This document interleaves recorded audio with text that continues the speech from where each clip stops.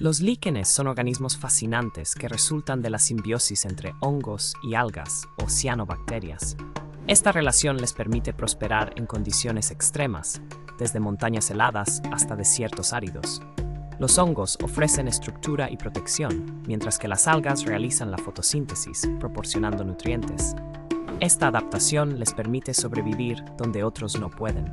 Su capacidad para absorber humedad y nutrientes del aire les otorga una resistencia increíble.